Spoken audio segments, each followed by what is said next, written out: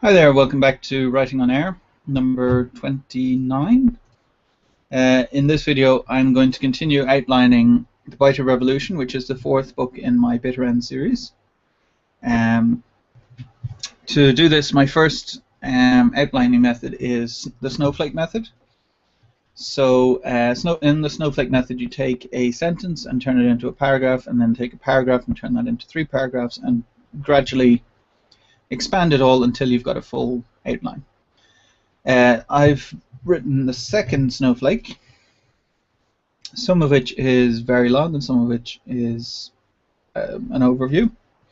So I'm going to try and turn the overview bit into more description, so there's enough detail to actually consider the plot complete.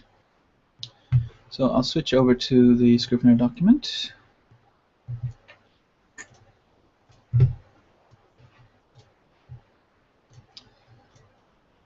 So if you didn't watch the last episode, essentially I've written a ton of stuff for the start of the book. So I know pretty much how it's going to start because I've been mulling over the idea for a long time. Before I outlined, I might have actually considered starting writing it before I started using an outlining method to write books.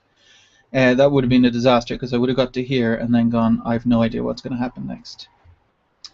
On the break between episodes, I went for a little walk, and as usually happens when I go for walks, I had an idea that, so in the snowflake here I said Taggart is driven out on a rail.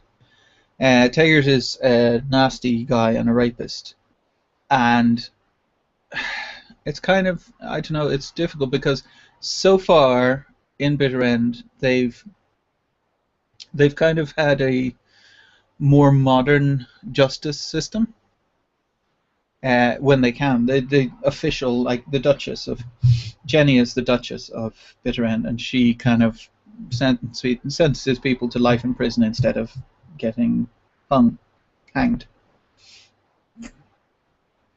So I was thinking about that Taggart could be banished or he could be sent to prison or whatever, but then it's maybe not as satisfying if he's a really, really bad guy, which he is so far. That Jenny could have plans for that, but then the people he's wronged could see to it that he doesn't meet those plans. And I thought the most satisfying way would be if Taggart thinks he's going to get away with it, and then the women of the town, who he said are below men and not as important as men, and has raped and abused them the whole way, then surprise him and stab him to death. I thought that would be quite a satisfying ending for anyone that's reading the book, that the guy who is really evil thinks he's going to get away with it, and then he really doesn't. He gets killed.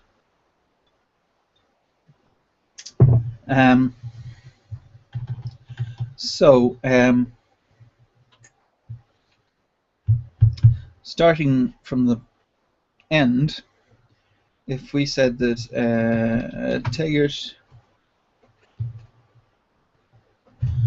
and Jenny compromise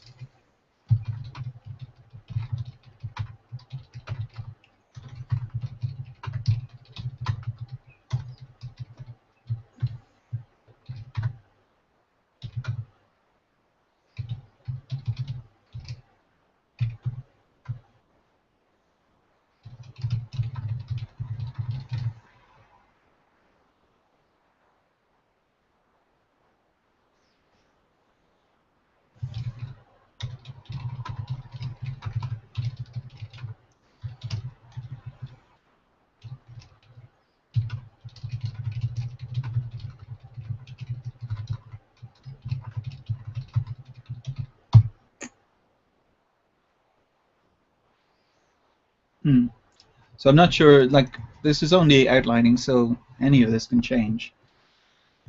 So a previous possible ending I came up with was that in order to stop the violence, that Jenny agrees to marry Taggart. Taggart is this horrible, horrible guy. So maybe he says that he'll compromise, but no one really is going to trust him to do that. But Jenny needs to see the death, the killing, stop. So she agrees to marry him to try and cement this ceasefire. And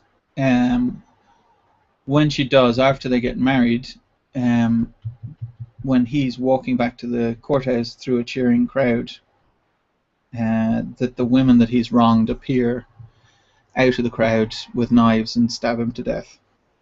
It's kind of Julius Caesar-esque in a way. So working backwards from that,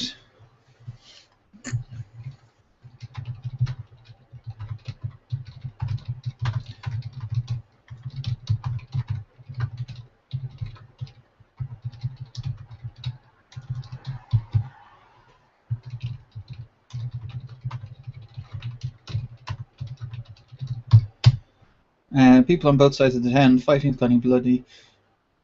Families are turning against one another. Bytarend is a strange series because in tone it was meant to be very comedic, and it is in certain places. But in the Bytarend series, people can die in horrible, horrible ways, and there are disastrous consequences for what people do. Like they're haunted by it. People. Major spoilers for Bytarend, by the way, if you're watching this. If you're interested in reading the series, you might want to turn away or turn it off. So, Talbot, for instance, believes that he's saving the town by killing these vicious animals that are attacking, and then later finds out that he killed some creatures who are under the influence of something they couldn't control, and they're intelligent. They're just as intelligent as humans, if not more so. And he's racked by guilt for that. And he was going out with Isabel at the time, and she couldn't forgive him, so they broke up. So it's not. There are serious consequences for people's actions in Bytarend. It's not all light. But the interactions between the people tends to be fairly flippant and comedic. So they're kind of dealing with very dark situations by using kind of black humor to deal with it. So it's not completely out of the realms of possibility to have a guy stabbed to death or families turning on one another. So let's go back to Snowflake number 2.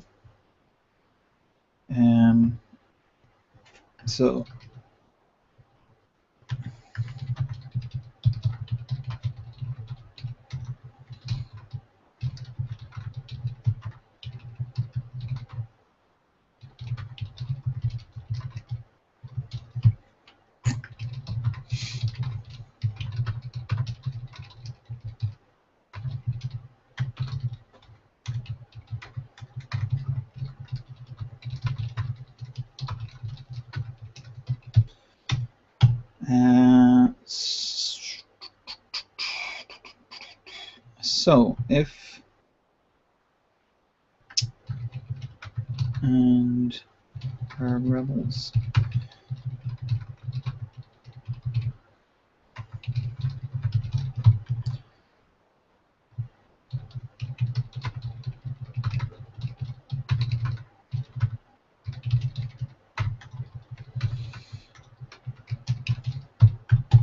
So Jenny and the rebels attack the track in the mines. Taggart offers a bounty for her capture or death.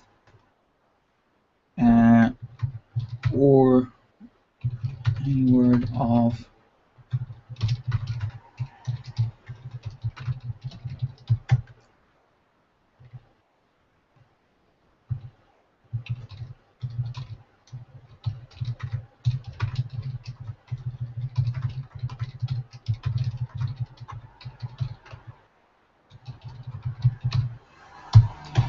So they're all deeply in debt from taxes because this town has been isolated for 50 years, 100 years, I can't remember, but a long time. So there's massive amounts of back taxes that haven't been paid.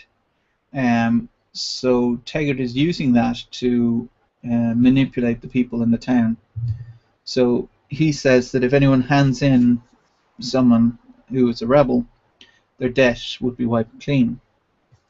So then someone does that.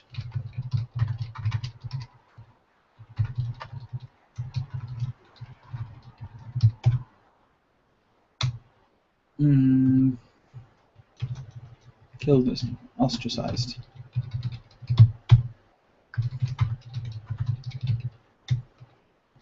So then we can have more people arrive from Wicked Wood and Graveditch.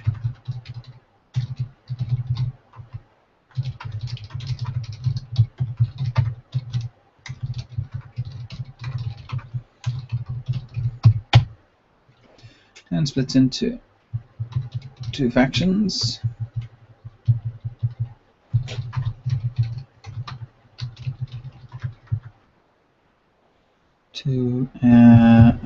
Sabotage.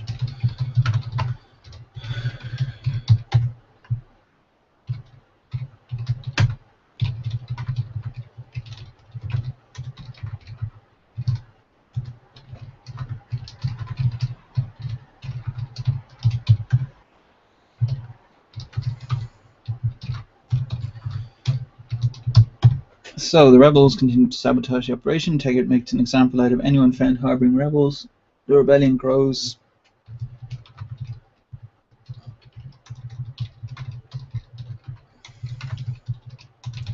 So Osric is undercover at the moment in Taggart's camp.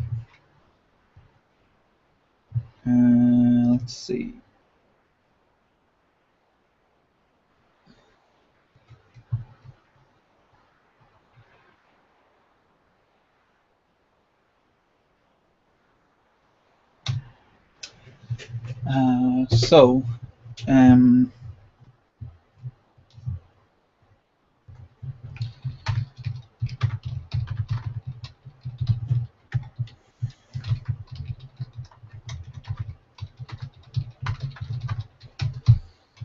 Some guards turn to the rebels. The rebel plan an attack to kill Taggart.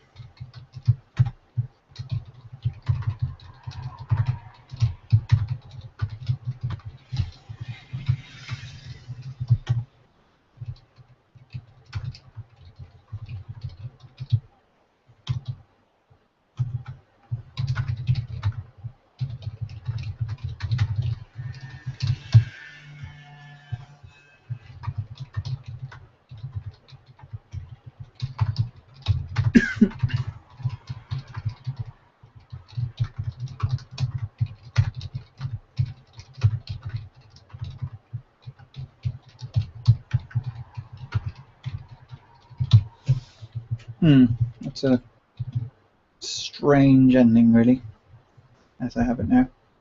So the rebels plan an attack to kill Taggart. It's pitched battle. Both sides take heavy losses, but Taggart's still in power. Calls Jenny in for a conference.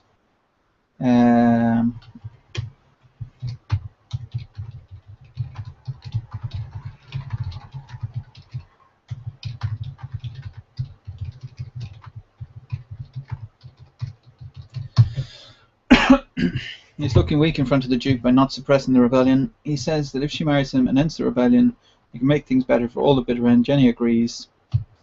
Families are turning against one another. Oh yeah.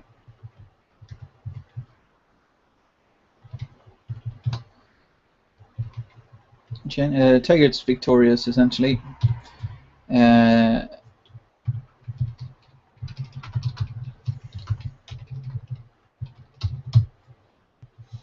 Taggart and Jenny get married. Walking back to the courthouse to a cheering crowd, women appear from all sides and stab him to death.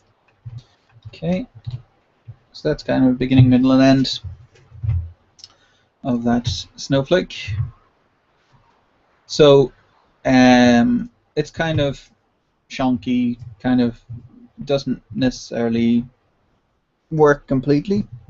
But this is only the first outline of 4 or 5 I'm going to do, which each one will kind of get better and better until I've got like a outline that actually makes sense and hopefully fits together nicely. So let's see. How many words was that? No, hang on. I need to work out how many words. Text statistics, is that right? Nope. I'm just gonna 252. Okay. 252 words in that half hour.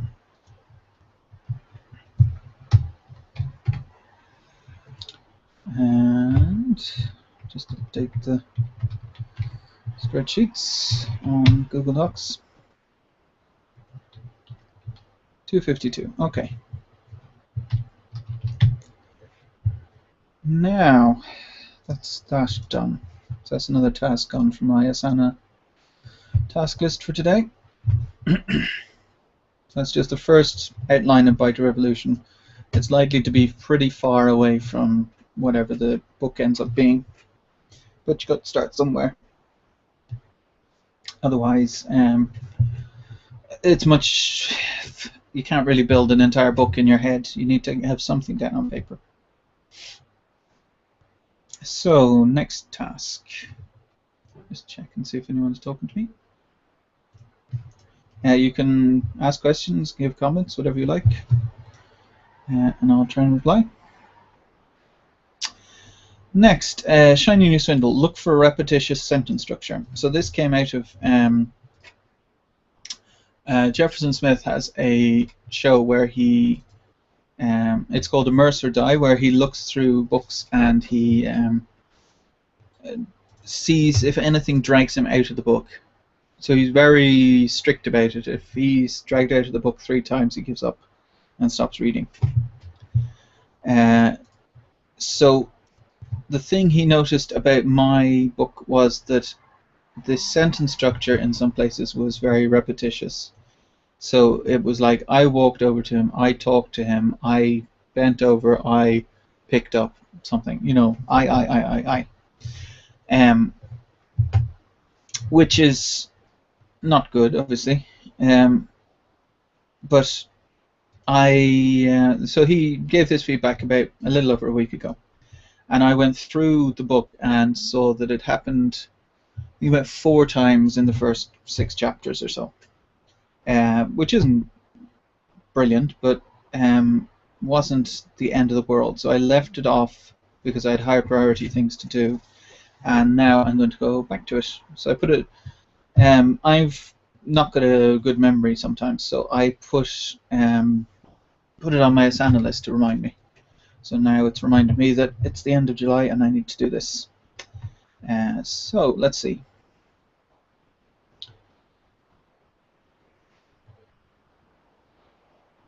So I'm just scanning through it. I'm not really reading.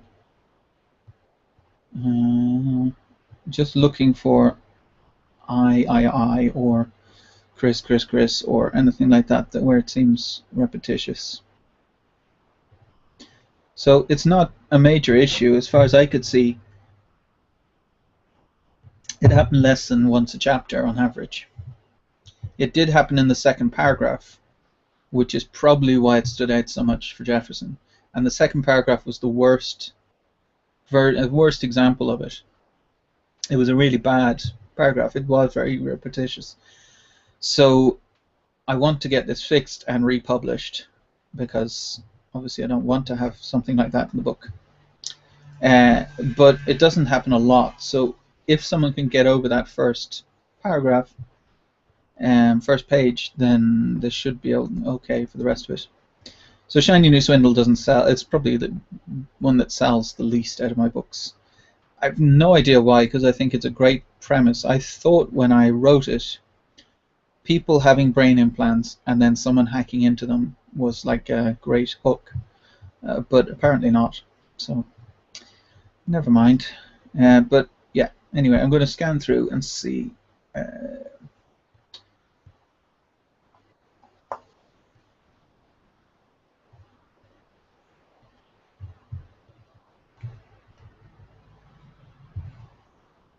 So nothing in chapter 6. Chapter 7.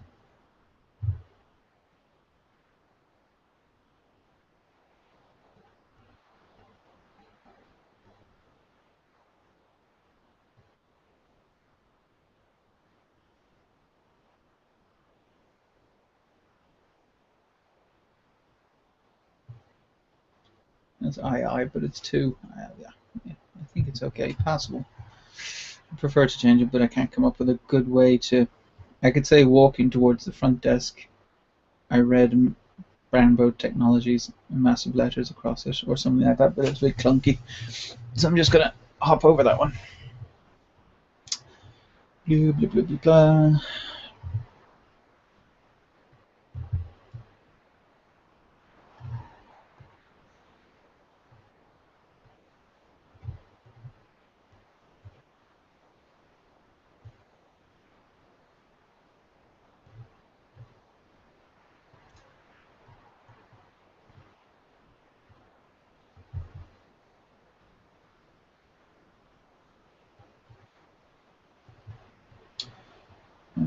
Do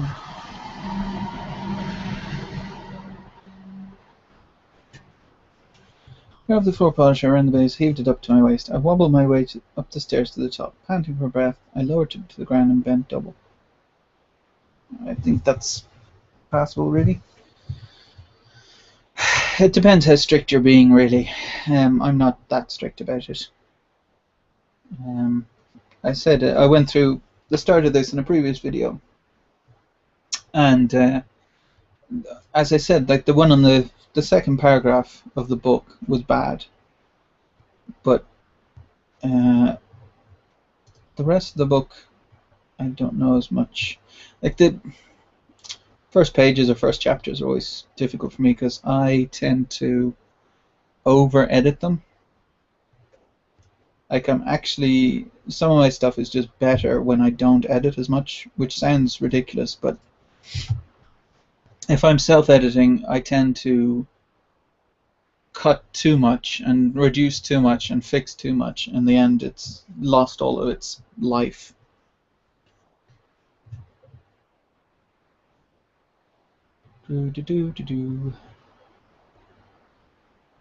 Like I underwrite anyway, so cutting stuff kind of can make it a bit too skeletal.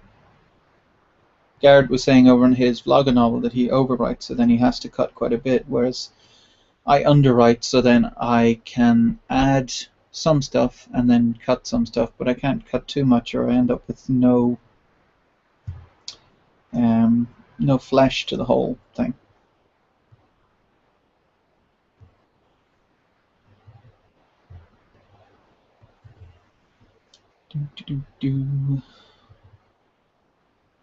Turning, I strode to the server room and triggered it open. I staggered robotically. That is a word.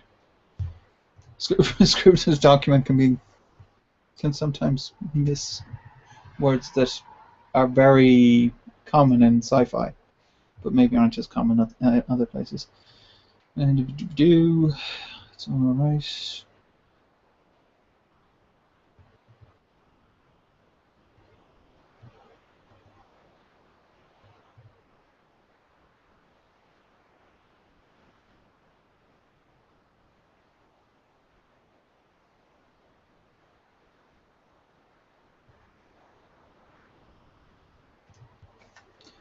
Okay, here's a paragraph that potentially needs to be fixed. I scanned the area around me and saw it meters away on the grid, balanced on the corner of a rug. I stood staring for a moment, unable to breathe. I began to inch towards it. I could see it waving up and down in the flow of air from the fan.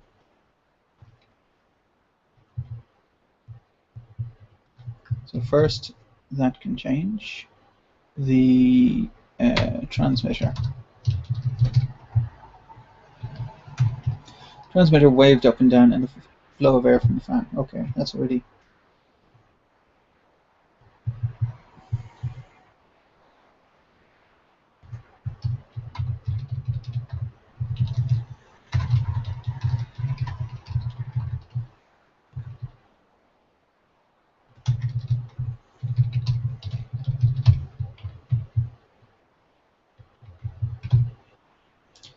So, let's see. I scanned the area around me and saw it meters away in the grid, balanced on the corner of a rung.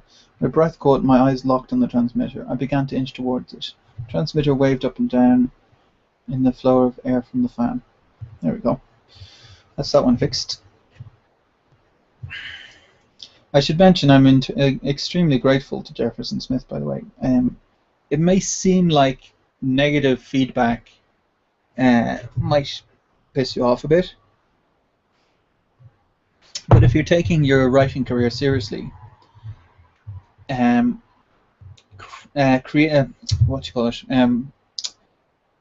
constructive negative feedback is actually incredibly valuable. Smolder. I'm just going to look that up. I think smolder has a U, but yeah, smolder with a U. Burn slowly with smoke but no flame. Negative criticism is actually quite difficult to get because people who know you don't want to say something negative because they think you're going to go, oh my God, I'll never write again. This is, I'm a terrible writer, blah, blah, blah. And early on in your writing, that's certainly true. If you've just started writing and someone says, this is the worst thing I've ever read, you could easily get discouraged and not want to write anymore.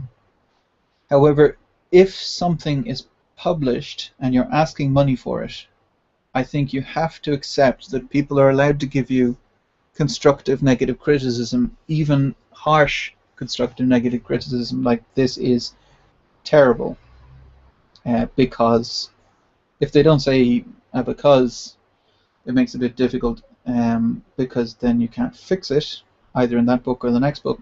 But if they say, like Jefferson said, this is terrible because this sentence structure is repetitious, that's such a valuable thing to say. That's way more valuable than a 5-star review from someone who is just giving you 5 stars because they like you and didn't even finish the book.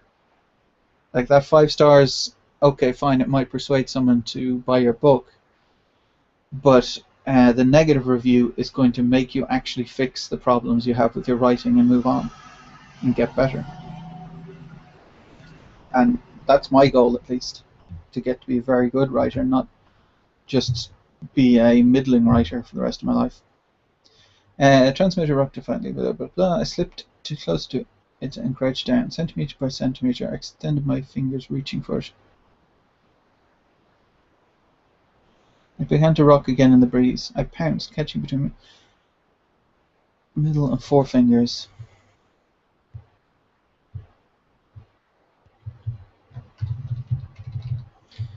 Dragging it to me, I cupped it to my chest.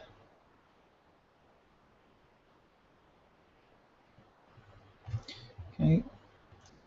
So there's a lot of, Chris is doing a lot of things on his own right here, so there is a lot of eyes that need to go in, but as I walked back to the server, I realized my feet didn't hurt anymore.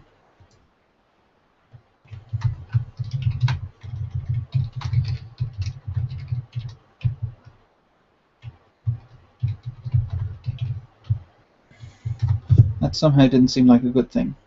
I needed to hurry up and get out of the room. Pocketing the transmitter, I peeled off a t-shirt and threw it over the server. Blah, blah, blah. I took up another layer and threw it too, and until I was down to a couple of layers and shivering in the cold.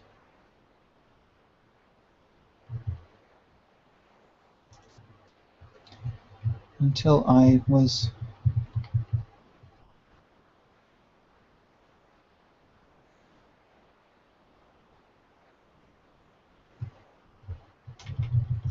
until I only had on a couple of layers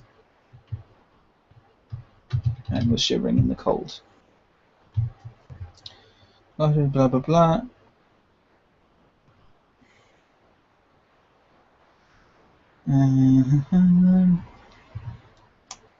Okay, so there's a few there. They were a bit clunky.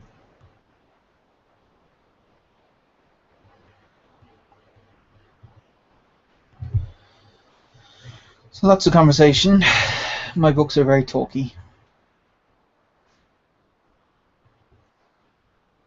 nearly every book someone makes a speech at some stage, and a lot of the rest they're talking to each other.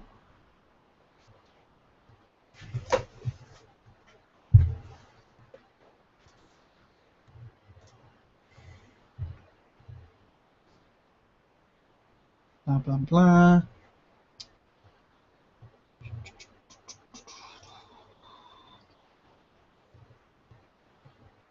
This description was interesting or fun for me because I used to go to a church twice every week or 3 times every week because I was in the choir.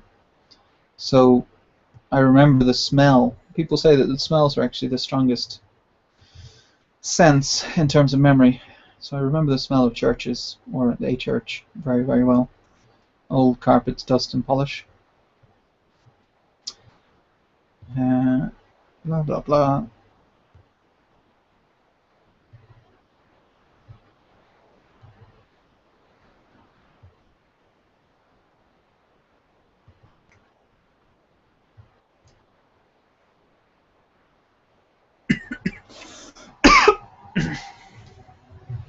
Okay, that's chapter 9.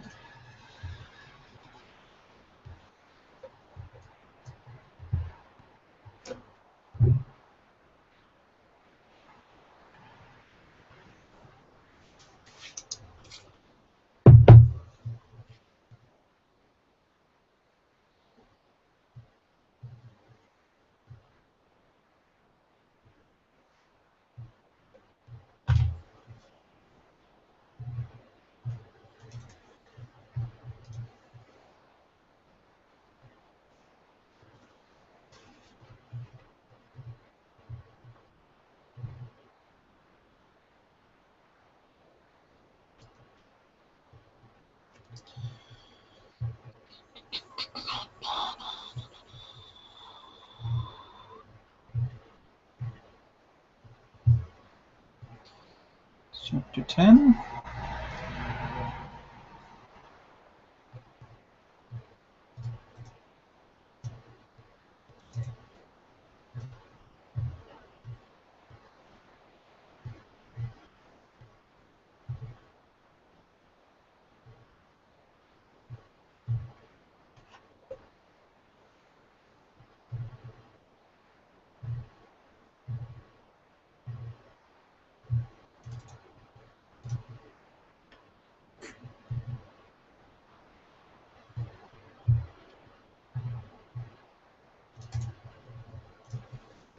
I reinstalled my entire PC only a month or so ago, so all the names in this book aren't in the dictionary.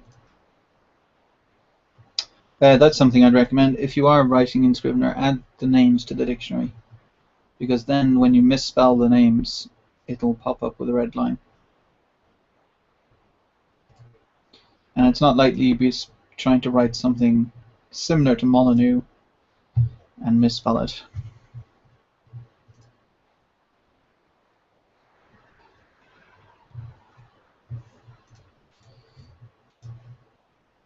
Naive with an umlaut isn't in the dictionary.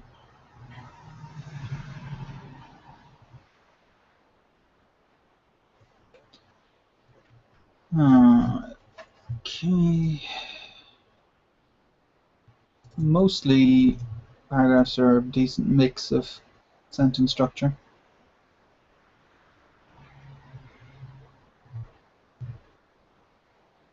Can't see that many that are the same thing over and over and over.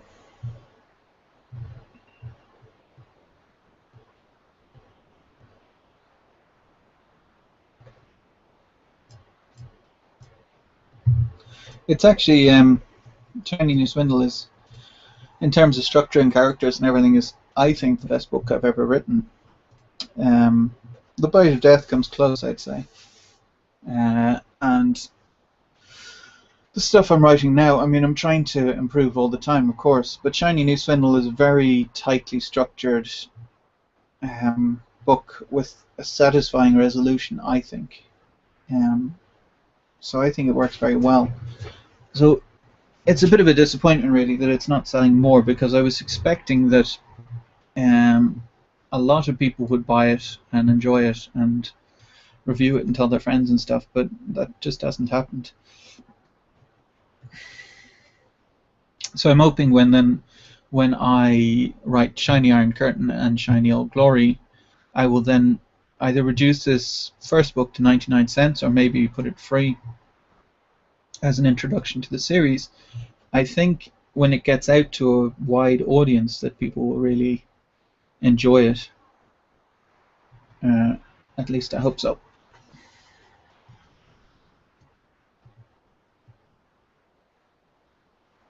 The other thing I'd like to try with this is maybe making it 99 cents instead of free, because I have a couple of series where the first book is free. So it'd be nice as a little experiment to see what 99 cents does, if it leads to more sales or less sales, all that kind of stuff.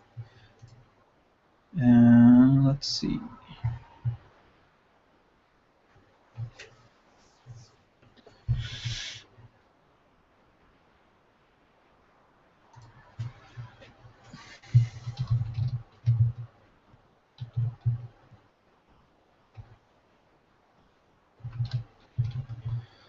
It's just a double repetition, but it was an easy one to fix.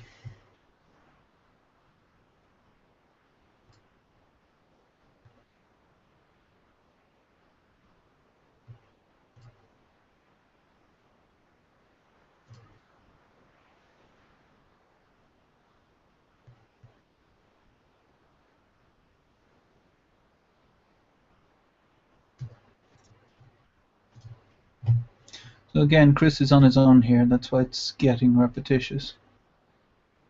I padded after him and took the other turn. I crept away until I couldn't hear the police anymore, then risked switching on my flashlight. Glancing about, blah blah blah, I'd never seen blah blah blah. I there. So it's a double repetition. So how about once I couldn't hear the police anymore, I risked switching on my flashlight. Oh, I can mention that actually, since it's popped up. So I had torch everywhere in the book, and that seriously confused American readers. So they don't. Everyone in the UK knows what a flashlight is, but no one in America, or very few people, seem to know what a torch is. They think of a torch as being like a flaming stick, a stick with a big fire on the end of it. So when I wrote, once I couldn't hear the police anymore, I risked switching on my torch. American readers, I had about 3 or 4 people comment to me they didn't understand how he was switching on a torch, how he was switching on a flaming stick. Like the word just means one thing to them, and they didn't know the other meaning, so it just seemed really weird and was taking them out of this story. And the more I write, the more I'm kind of coming around to the fact that we need a common written English. Well, I grew up with UK English. The fact that people could be that confused about something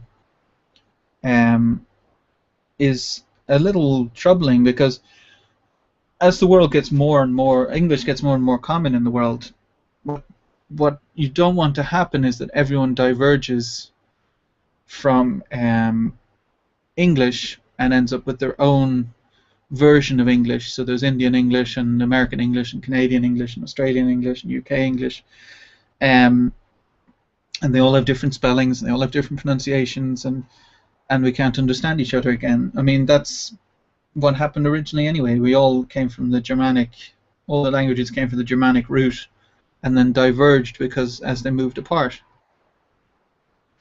Like a person in England in the Middle Ages could almost understand someone from the Netherlands because they were the languages hadn't diverged that far yet. But a few hundred years later, they wouldn't have had a clue because the languages had diverged further and further. So at the moment, it's pretty easy to understand color with a U or color without a U, but you don't want that in 300 years' time we don't understand each other again. That would be kind of stupid. So, and my opinion at the moment is, if torch is confusing, I'm quite happy to write the American word flashlight, because it won't be confusing to anyone in the UK. Let's see.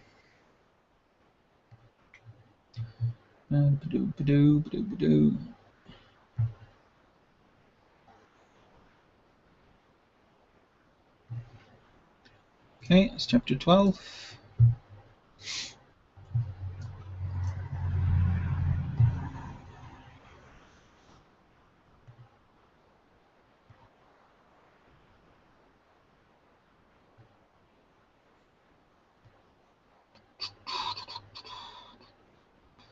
It's not the most thrilling thing. I'm not a big fan of editing. I think it's very, very boring. Writing outlines, writing first drafts, coming up with ideas, trying to do marketing and publishing and stuff like that. That's all pretty much fun. But editing, going through word by word and trying to look for spelling mistakes and things that don't make sense, that's so tedious.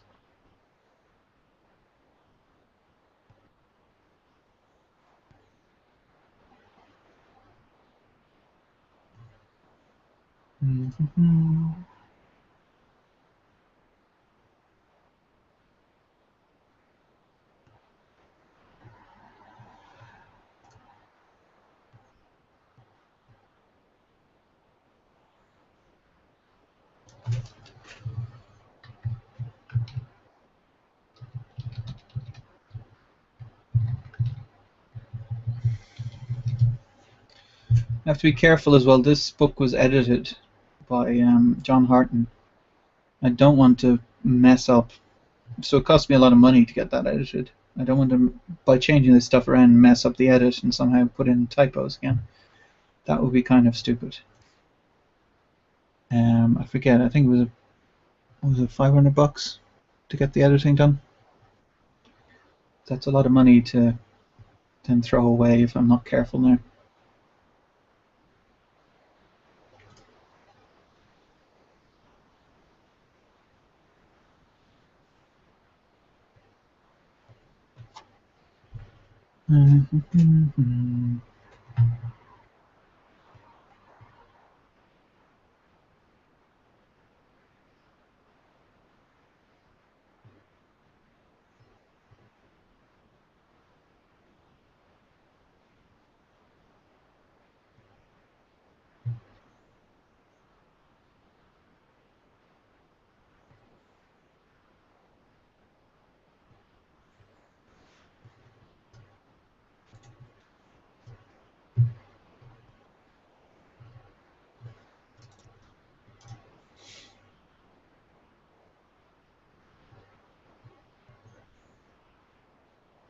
So there's a lot of eyes, obviously, but this is a first-person book. It's very difficult to get away from them. Like if you're talking in general, most of these sentences start with the word I, because it's Chris's point of view.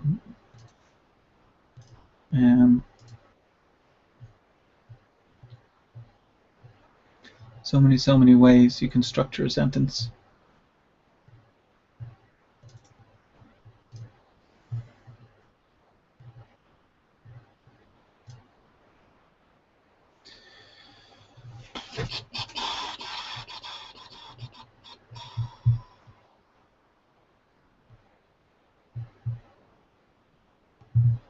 Chapter 14.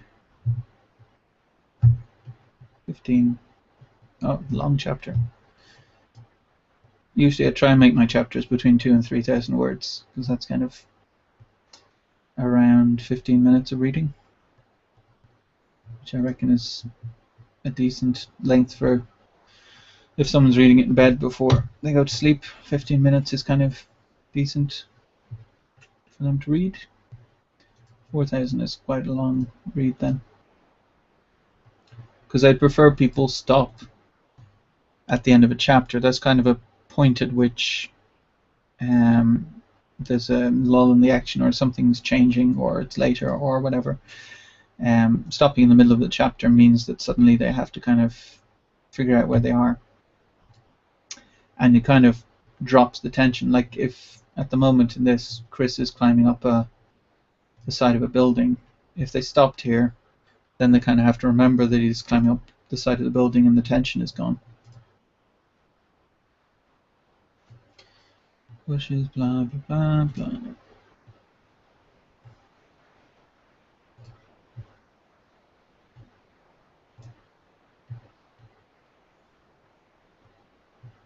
I was actually expecting this scene to be the worst because it's just Chris climbing a building.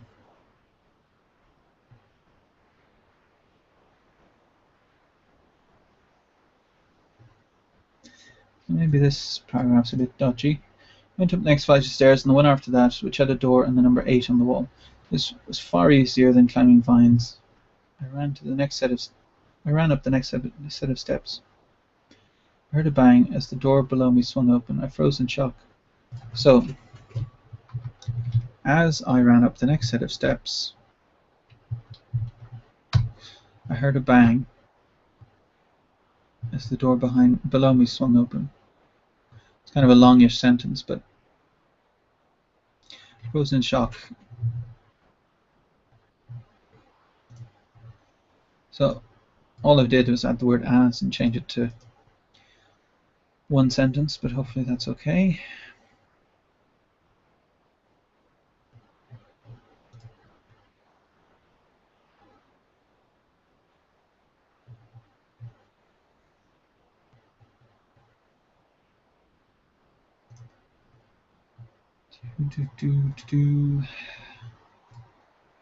As I said, it's kind of tedious.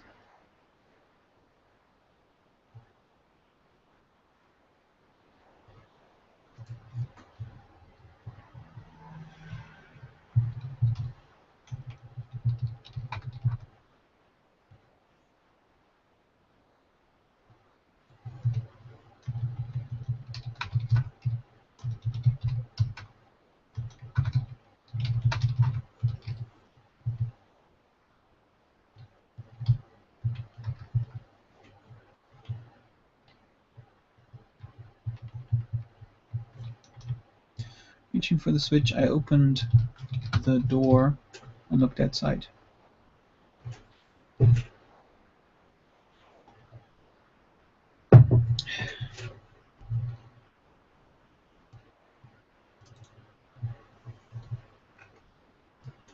Spilled or spilt?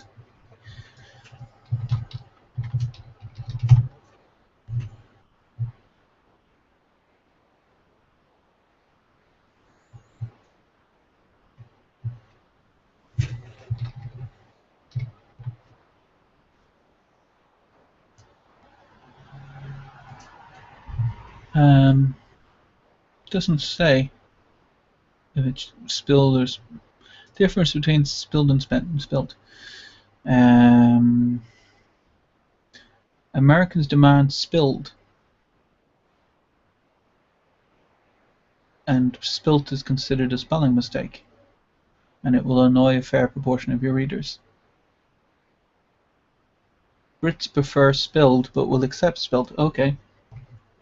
Forget spilt then. It should be spilled. So spilt, at least to me, would be more common. I'm not sure, actually. I've noticed this, that there's a possibility that Irish English is slightly more old-fashioned than UK English, and UK English is way more old-fashioned than US English. Because a lot of the words that I would consider normal, like for instance, he heard a car crashing and span around. In the UK, I got some comments, one or two maybe, that span around should be spun around, that the past tense of spin is spun. In at least for me in Ireland, it would be span around. Spun around sounds weird, sounds wrong. Um, doesn't mean that I'm continuing with span because it's annoying people. As I said, there's no point in annoying people. But in America, then I got loads of comments that span around was wrong. They said span is a measure of distance, like the span of his hand. Um, and it is a measure of distance. It's also the past tense of spin, but kind of falling out of usage. So I guess I'm kind of old-fashioned. So I changed all the spans to be spuns, just to stop the. There's no point. Apart from the fact that you're getting criticism, there's no point in dragging people out of the story for no reason. Blah blah blah.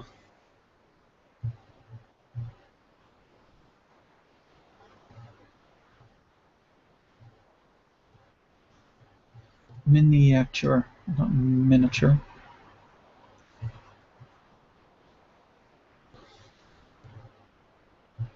Mm-hmm. It's chapter 15, chapter 16. Oh, so boring.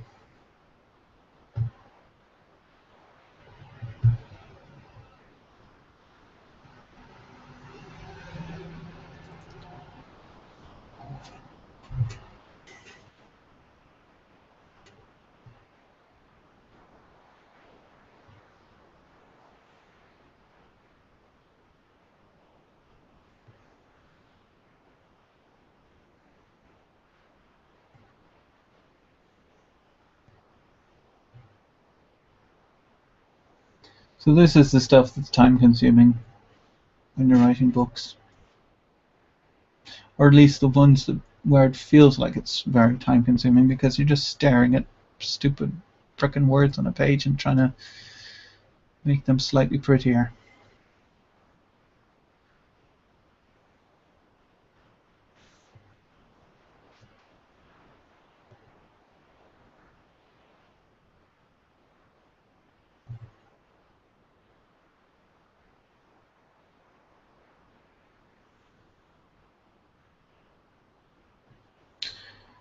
'16, '17.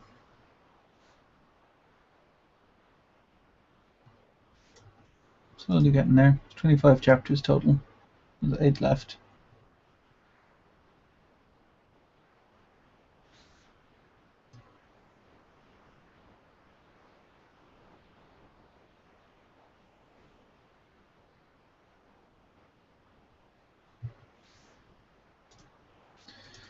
Yes, respawn is a word.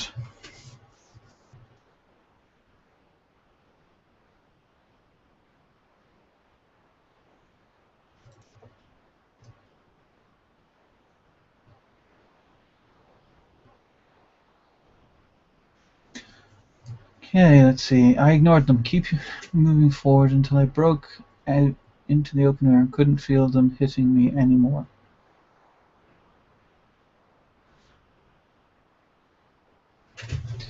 So let's change this one.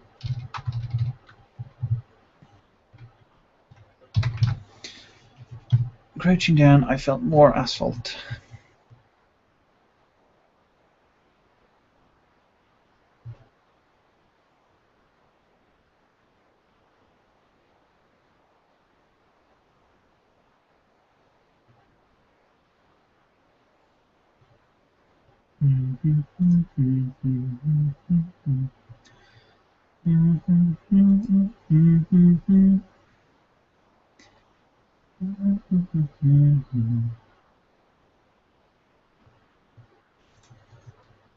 Lump is a word in Canton English, I guess.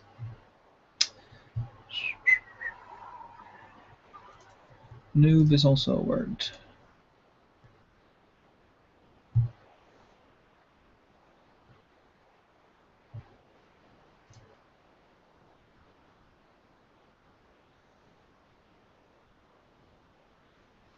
Okay, 17.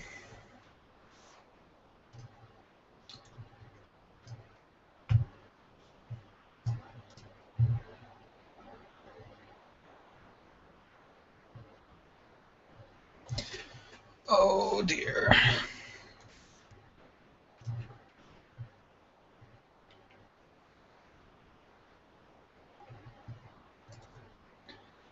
Oh yeah, gossiping, that was true. That was one peer two.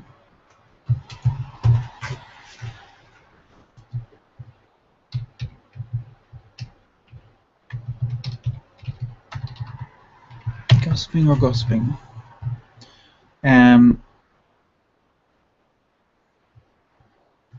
So it's amazing.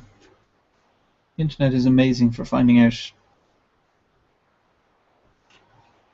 usage of words and stuff. Gossiping, for instance, gossiping used to be gossipdom, and then it became gossiphood, and then in 1856 it became gossiping. But it's not really telling me. It seems like it's 1p. The 2p's is incorrect. Not incorrect, but less standard usage.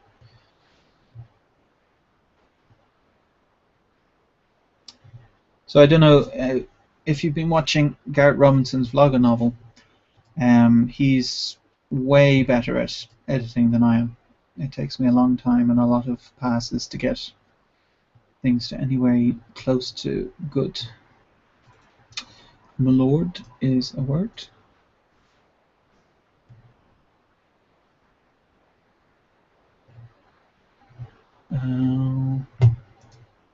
Scritch is also a word. There's a lot of very nerd culture, gamer specific words in this.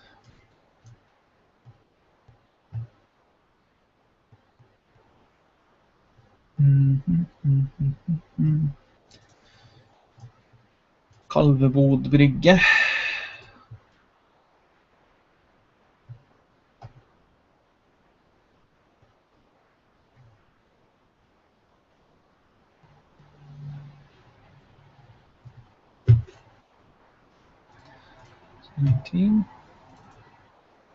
Adlev. So war is also a word, at least in this. Wakey.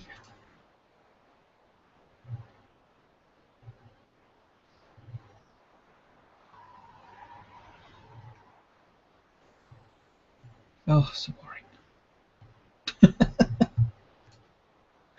I can't imagine. It's boring for me doing this. I can't imagine watching it is particularly interesting. But anyway. Backdoor.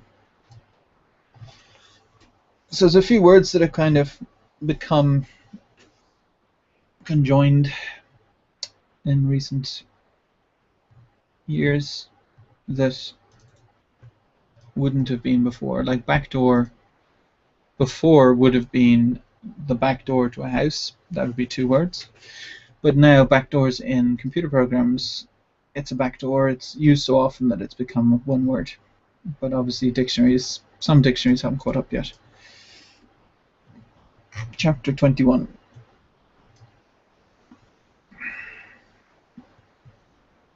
Smoldering is a word.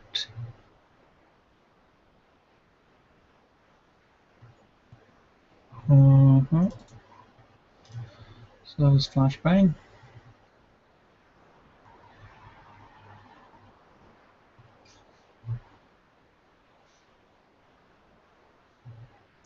So I'm not going through this as carefully as I would something that isn't published, because I've already gone through all of this incredibly carefully before.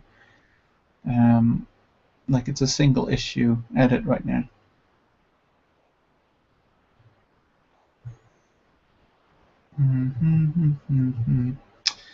It's chapter 21 done. Nearly there.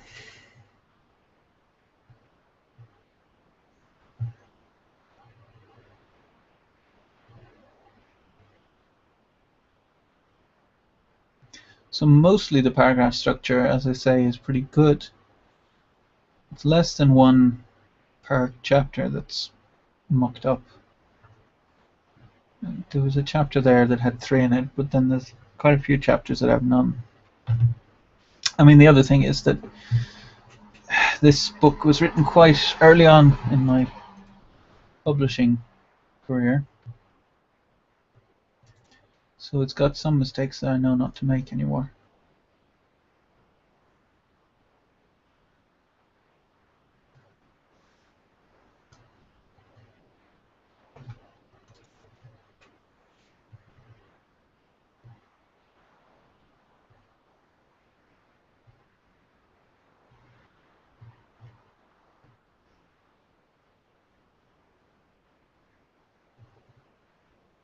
Aha! Here's a bad paragraph. I found the ropes coiled up inside. I took the longest one out and threw the backpack away. I tied it as tightly as I could around my waist and walked to the windows on the left-hand side of the building. I counted the windows. Aye. So, well then it's going to have to count, I said as I ripped open Erica's backpacks. The were coiled up inside.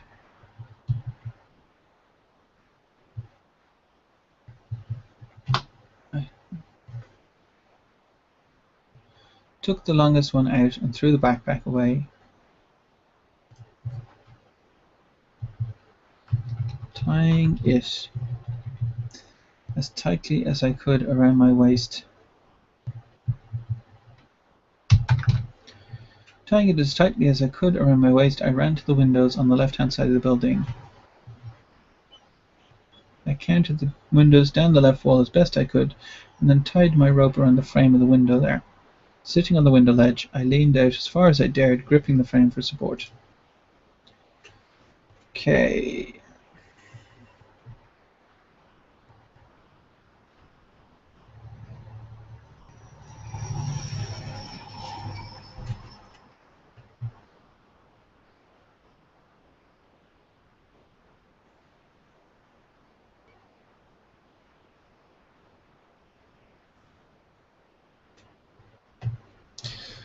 Yes, chapter 23, 2 left.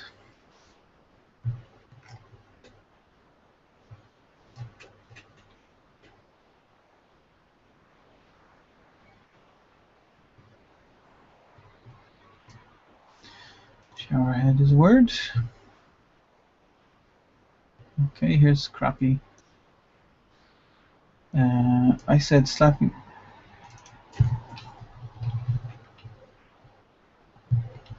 Of course, I slapped my palm to my forehead.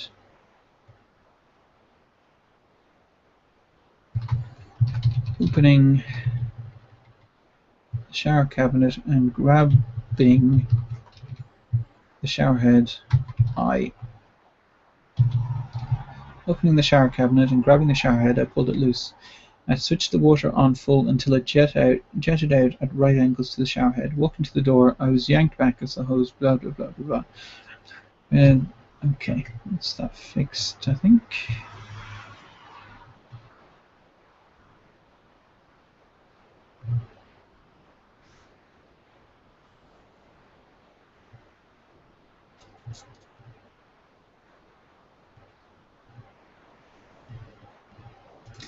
Repocketed is also a word.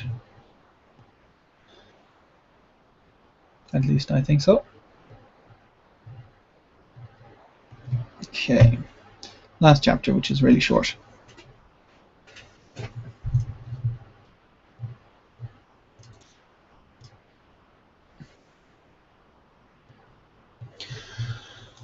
Okay. So now I've gone through all of that. So I need to compile for Amazon, Kobo, and Smashwords. And that's it, yeah. Oh, Gumroad I should probably compile for as well. Okay. So, can you see this? No. It doesn't show my... Okay, I'm going to share my entire screen so that you can see the compile stuff because it might be interesting for someone. Now it's difficult. I can't see what you're seeing. Hopefully, you're seeing my compile screen. In fact, I will try and see if I can just share the compile screen. Does that work? No. Hopefully, anyway, you can see my compile screen now. So I have all the copyright pages, Kindle, Gumroad, blah, blah, blah, blah, blah. Actually thinking about it, while I'm here, since I'm going to have to compile everything again anyway, I'm going to go and grab... So Dave Higgins, who's my co-author, is also a lawyer. So he's got a really good copyright page, and I'm going to take a copy of that. Hopefully he doesn't have a copyright on the copyright. Let's see, Kindle. I'm going to take a copy of that and put it into Shiny New Swindle because it's better than the one I had. So, let's see. Green Star Season 1, Episodes 1 to 3. Nope. Shiny New... Shiny New Window. Let's not publish a Shiny New Window. That's not... First published September 2013.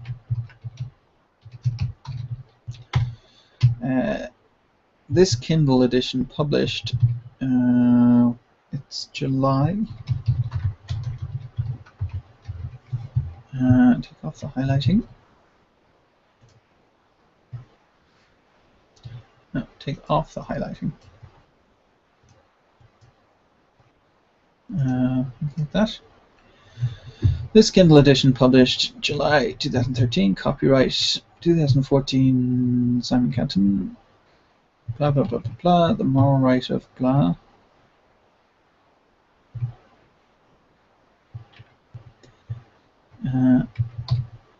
Shiny New Swindle is a work of fiction. It's all imagination, published by Simon Canton.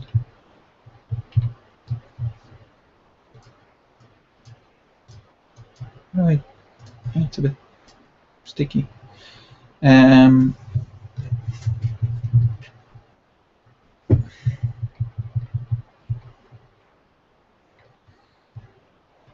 So I don't think anyone ever clicks on those links, so I'm not going to bother putting them in the copyright page.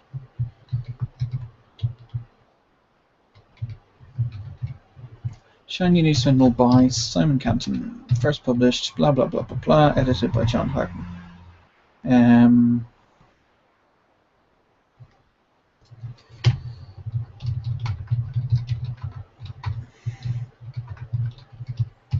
Might as well give Jeff some credit. Jeff helped me out with the cover.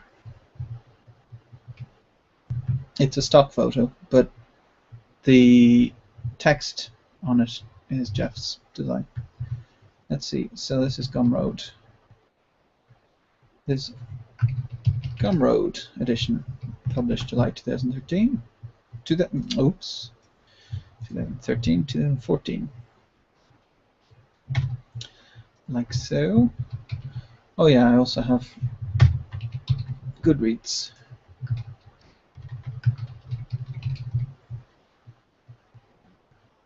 I'm just checking author.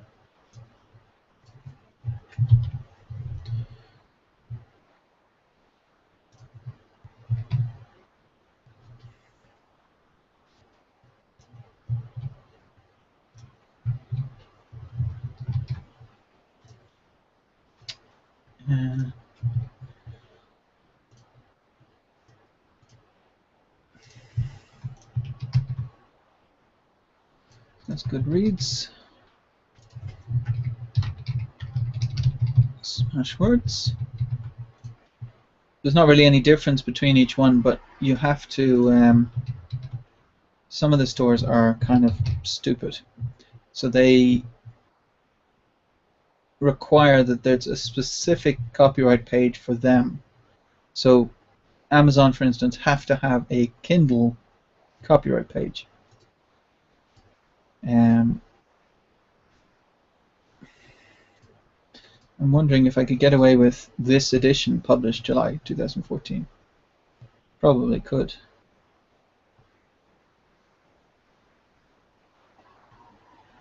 Yeah. I think I'm going to do that because if I can get away with it, less is always better. So let's see. There's no links on it now, so if I remove that word, this edition instead, then there's nothing that's referring to Amazon specifically. There's nothing that's referring to my website or anything, so it should be okay, I think. So that can't say Kindle anymore, it has to say copyright page. Then when we go to compile, we need to include the copyright page, include the title page with a page break before it, surely. And then I'm just going to check. I don't want to publish anything missing chapters, that would be kind of crappy. Especially chapter 11 is fine. 25, acknowledgements, author's note, and call for reviews, but not all. Also by doesn't have a page break before it. It's a bit weird. Let's see. Also by hard vacuum. Why wouldn't that have a page break before it? Page break as is. So also I've changed the ending to point to hard vacuum. Because that's kind of the closest thing I have to Shiny New Swindle because it's science fiction. I'm going to change it again when Shiny Iron Curtain comes out, but because that's going to take a long time, I don't want to tease people by saying, hey, get Shiny Iron Curtain, and then they go to it and it's not available for ages. That'd be kind of stupid. So let's see. Cover is not correct. There we go.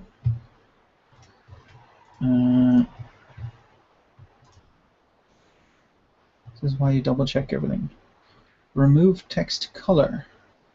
No, I don't want to do that. Don't do any of those really. Metadata is fine. Oh, I can update the date to today. Kindle Gem is okay. Okay, let's try a compile.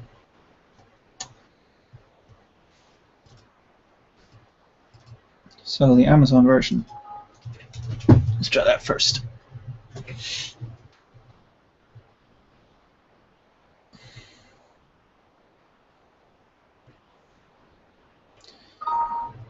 And it worked. Okay. I had a glitch last week. Was it last week or earlier this week? Where it messed up and wouldn't let me compile Shiny New Swindle because of a single link in it. 8.4 megs, that's kind of big. I'm wondering why it's so big. So let's see, title page, copyright page. 1, 2, 3, 4, 5, 6, 7, 8, 9, 10, 11, 12, 13, 14, 15, 16, 17, 18, 19, 20, 21, 22, 23, 24, 25. Acknowledgements, author's note, also by call for reviews.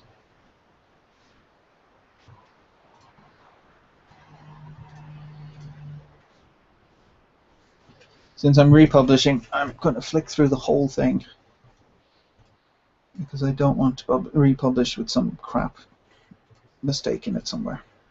That would be very annoying for a reader, and even worse if they don't say anything to me and then I leave it up with some error for ages and I'm just annoying everyone. That'd be really bad.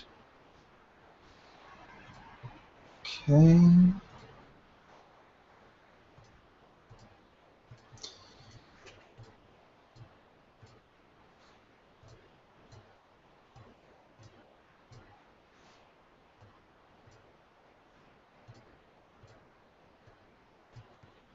Scrivener, by the way, is awesome when it comes to this stuff. It does it all for you.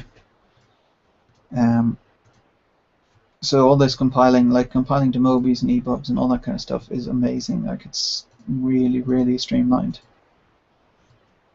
But you still have to check it, because you can't say it's Scrivener's fault if someone's bought one of your books. Oops, look at chapter 11. That's not good. Chapter 11, let's see. I've got an extra character turn in there. Now, let's fix that and keep going. That's why you check. Because when you're flicking through, that's when you notice the things that are off-center and the things that aren't formatted right.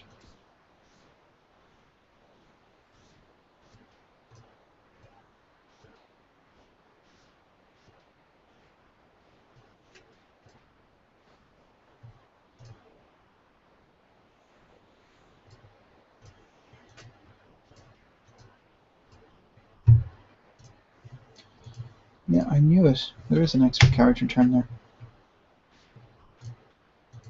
No, there's two. No, I was wrong. Okay. It's meant to be two character turns.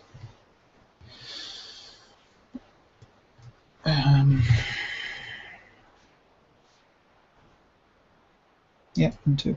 Okay.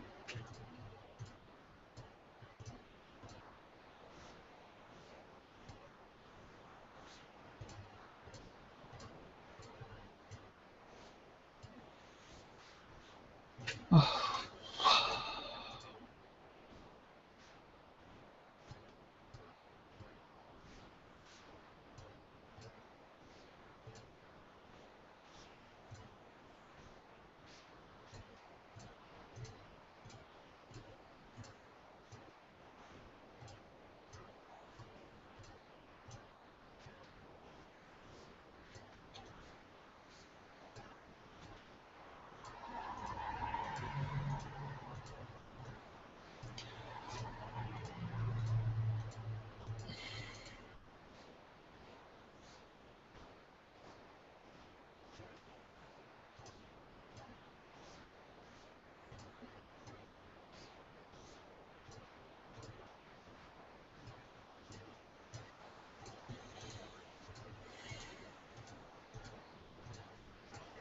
You may notice, actually, if you haven't read the book, there's a lot of pictures in this book. Previously, I had the hacks as being kind of text, and it just didn't work. So I made little pictures to represent the hacks. So let's see, we've got a link to Midrealm, which is a very good book. You should go and read it.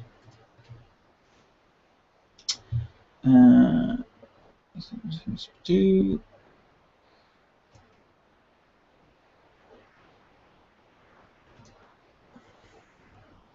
a copy for free. What it says, yeah. And how important your reviews. So let's see. So we changed the chapter 11 character turn. So we need to recompile, but otherwise it was fine.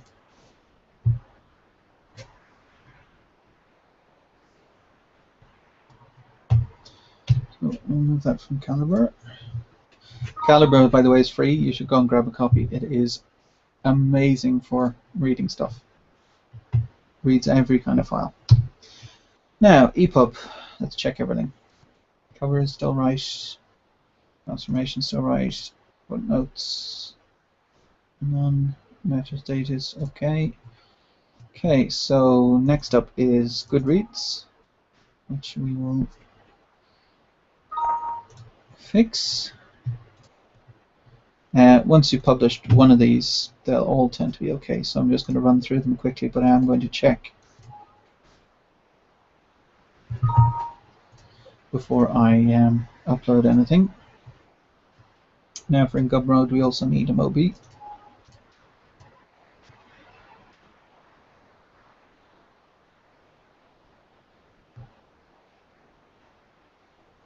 Actually, what am I doing? So I now have removed the word Amazon or Kindle from here. I don't think I've got anything that refers to. Oh, that's a link to Amazon. I wonder, does Garrett have a page for it? I bet he does. I'll link to his website instead of linking to Amazon, which means that I can use it for everything. My books. By the way, I beta read Rebel Yell. It's freaking amazing. Garrett is such a great writer. Okay. I want an actual page for it rather than.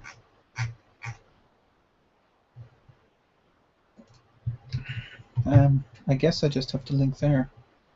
Doesn't look like it has a search. Let's see, mid-realm. Like I want a page that links directly to mid-realm so that people can go directly there. There we go. Garrett Robinson mid-realm. So back to the Scrivener. If I change this link, oops, from that to that, now it links to him. It doesn't link to Amazon, so there's no Amazon link there. There's nothing there. That's to me, and that's to my website. Okay, I think I've managed to clear it up so that I can actually have one Mobi, one PDF, one EPUB. So let's go in here and we will move that. Oh, it's open in Calibre. Okay. Try again. Huh? Shouldn't be open anywhere else. Maybe it's getting confused. Anyway. Goodreads can move, Kobo, print, Smashwords, and loads of stuff here.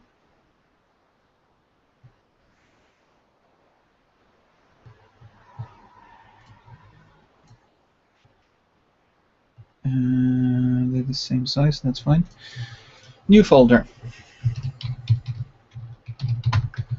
Published version. So, instead of making a separate version, since I now have a version, a completely clean version with no store information in it, I'm hoping that they will all accept that without me having to have a different version for everyone. So, fingers crossed. The only one that's going to be different is Smashwords because they're just special. So, shiny new symbol EPUB. And shiny new symbol PDF. There's PDF there.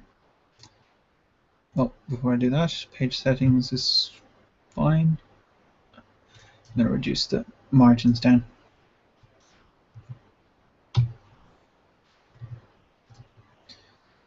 And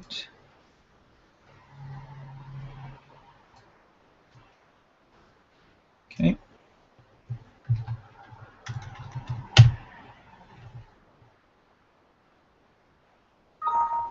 It's PDF. Now, here's a special trick for Smashwords. So Smashwords can be a pain in the neck because they do stuff with their meat grinder thing where they have to have a Word document to work off of. So the first thing I do is I output it as an open office document. And this is just actually Scrivener is updated. I'm wondering if Scrivener actually fixed it. I'm going to check because this would save me. Actually, no. Garrett said so. Garrett took my I made a video about this, about how to do it. So Garrett took that and tried it out himself and said that it worked, which means that it wasn't working before, which means that, yeah, I still have to do this. Open Office. Oh, someone's trying to talk to me on Google.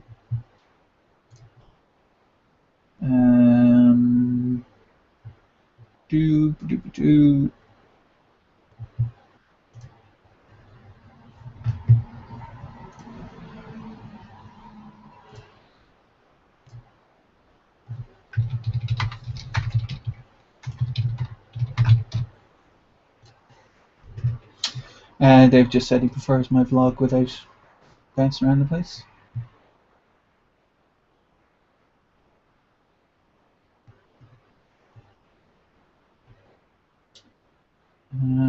Oh, I'm actually sharing all of this. Okay.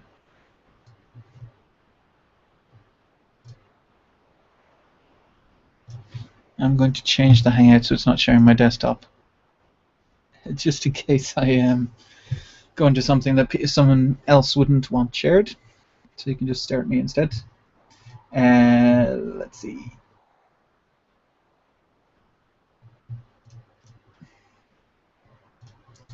So, Philippe Piazentin said he's watching. Hey, Philippe.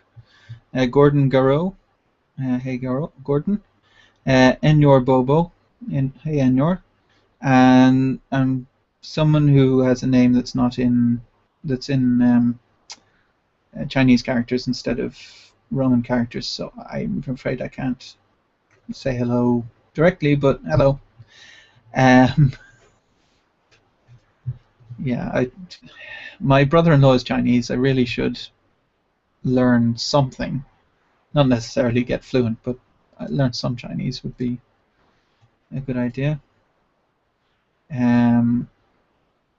So anyway, where was I? I've gone completely blank. Oh yeah, OpenOffice. I needed a copy of OpenOffice. So OpenOffice is an open source Office program that's actually really good.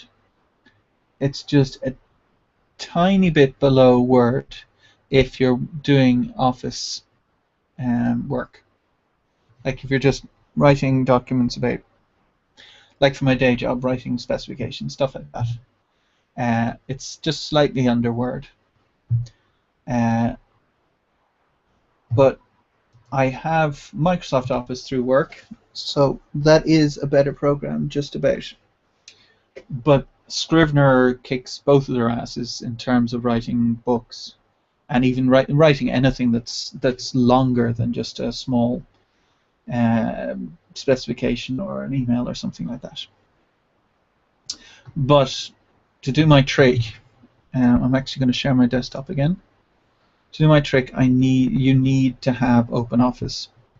So this is kind of poor on Smashwords' fault, Smashwords' side, that you need to jump through these hoops to get things to work. But since I eventually worked it out, and Smashwords otherwise is very good, that's what I'm going to do. But I have to install it first.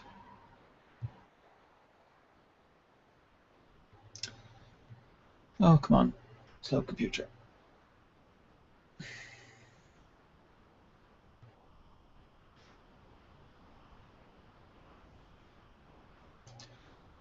Now, Simon is fine. Complete.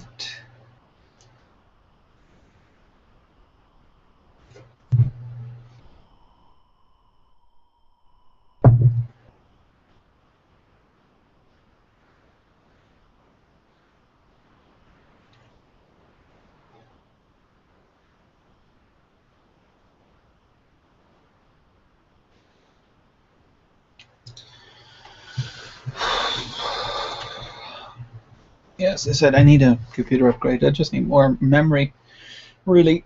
But at the moment, the priority is putting it all into editing and covers and stuff. So if it means sitting there a little extra, then I just have to sit there a little bit extra. So I think it finished. Hope so. Open Office. Welcome, Simon. So we want to open the Open Office export file. Let me do that. Here we go. So if you see, all of these pictures that I had are properly centered and they're the right size. If I went directly to Word, I'll actually just show on the screen what happens. So Word document. I might have to just change some page settings. No, it's okay. So if I go directly to a Word document, and we'll see. Something went wrong. There we go. You cannot close Word, Microsoft Word, because the dialog box is open. What? Yeah,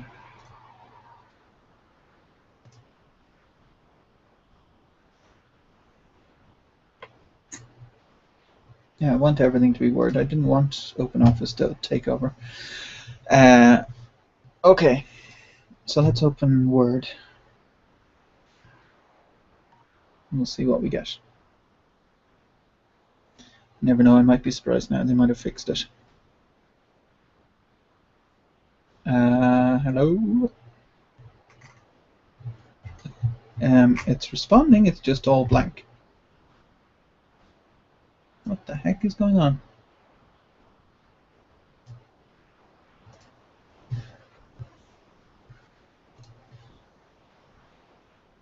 I have no idea what that's doing now. Let's try and put it out as a docx and just see.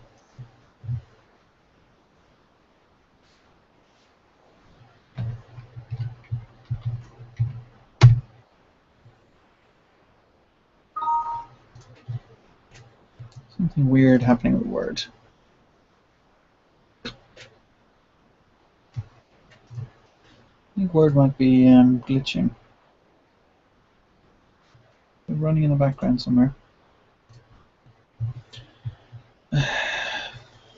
MS something. WinWord, there we go. Oops. WinWord, go away. Okay.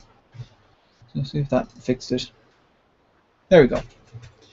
Okay, shiny new swindle. It's missing the picture. It's missing all the pictures, as you can see. So that's not good. Can't have that book without pictures, or it just doesn't work. So let's try the docx. There we go. There's the pictures. And they're, I don't know if you can see, they're a slight bit too big. If I go over to the OpenOffice doc and scroll up a bit.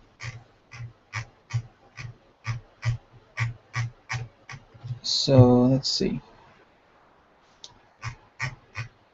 So there you see the head is kind of fitting the whole of that text, and here the head is much smaller than the text.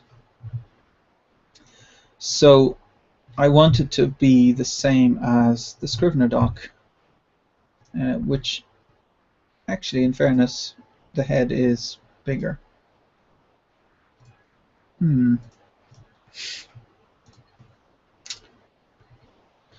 So, yeah, learning as you go kind of thing.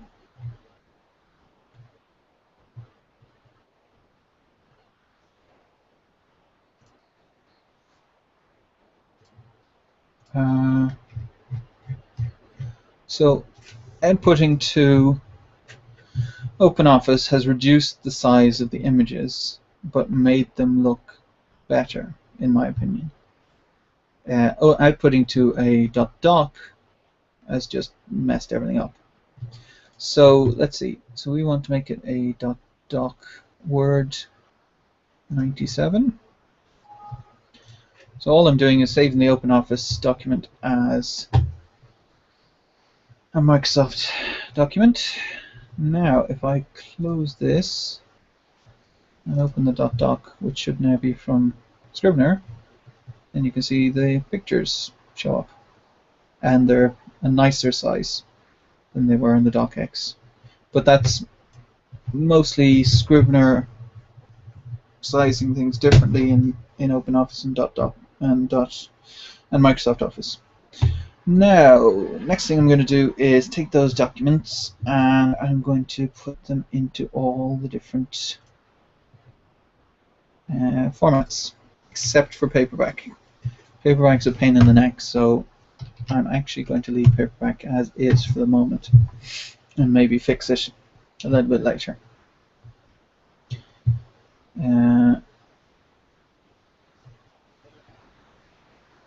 So, first things first, Amazon, edition number 5. And the cover's already uploaded. Oh, there's loads of extra options on Amazon. I'm just going to go through them all now. Subtitle, none. Shiny, volume 1. Just me and John Harton as editor. Publication date's fine. Age range. I'm not going to bother. US grade range. It's not a kid's book, so I don't have to worry about that. Upload your book file. Browse. I'm always terrified that I'm going to go into the wrong book and upload Hard Vacuum instead of Shiny New Swindle and end up with people buying Shiny New Swindle and getting a copy of Hard Vacuum. That would be kind of stupid. So Amazon's currently uploading. It's going round and round. And now it says it's converting to Kindle even though it's already a Kindle book.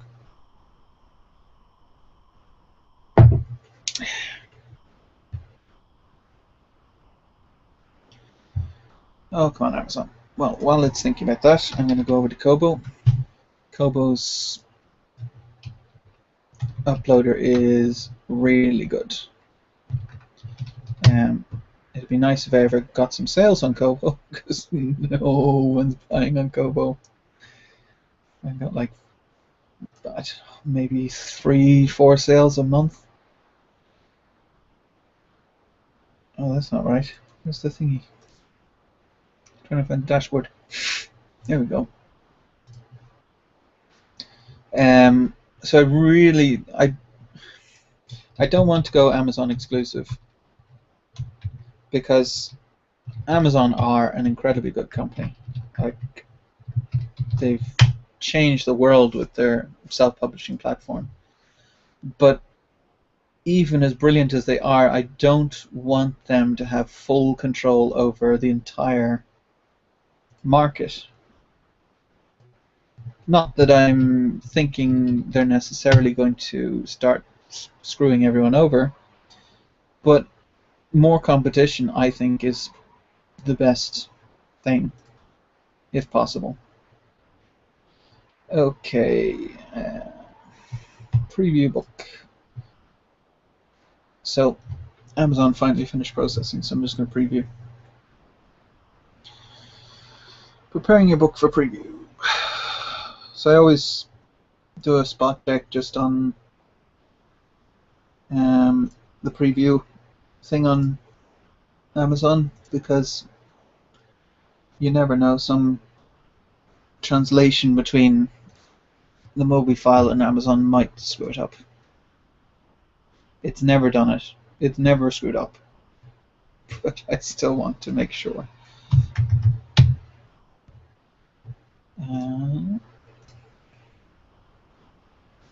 Okay, I think I'm sorted there. Book data, details. Save and continue. I have worldwide rights. It's $3.99. I can't get 70% in India anyway, so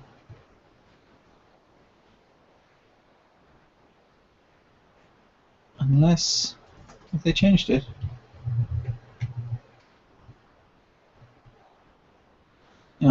still the same. So in India, you have to have your book between 99 rupees and 399 rupees, 399 rupees to be eligible for 70% sales. But you also have to be in KDB Select, and I'm not joining KDB Select, so because then you have to be exclusive to Amazon, and as I said, I don't want to be exclusive to Amazon. Okay, that's weird. Just checking my prices, and it's so the book is $3.99 in the US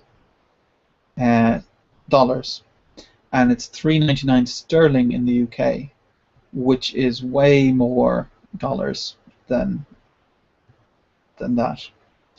And the reason for that, which maybe is a stupid reason, but that in the US market, if I price my book at $5.99 or $6.99 to match the UK $3.99 price, people wouldn't buy it because they think it was too expensive. And if I price my book $1.99 or whatever in the UK, people would think, oh, it's cheap, it must be crap. So before I started producing stuff, I thought that it was a complete swindle, that the US price was way cheaper than the UK price or whatever other price. But there's a reason for it, because if the UK price matched the US price, at least for my books, they sell less. And I experimented. I tried setting the price cheaper in the UK, and it sold less. People buy the book for $3.99 because in the UK, because people are paid better and have more disposable income, they're used to the prices being higher. Whereas in the US, because people have less disposable income, they're used to the prices being lower. So even though I would like everyone to be paying the same price and it for all to be fair, it would then reduce the amount of people reading my books, and the whole point of this is to get people to read my books. And as well, the difference is not onerous. It's not like I'm charging 10 times as much. I'm charging an extra 30% or something.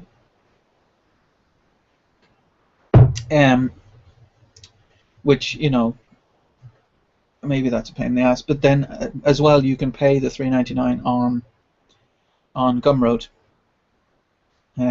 If you want to have a US price, it's available for the US price in the entire world. So let's see. It's fine. I make my book much cheaper in India and Brazil and places like that.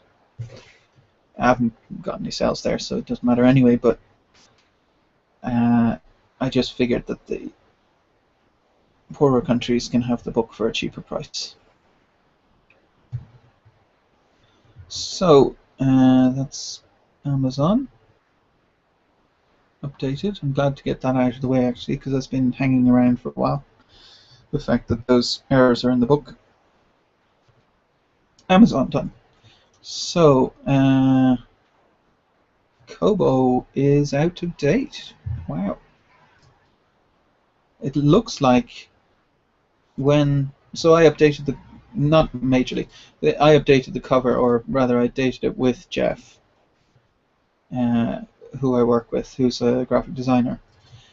We updated it together, I don't know, maybe a month or two ago. And it looks like the cover is actually outdated on Kobo.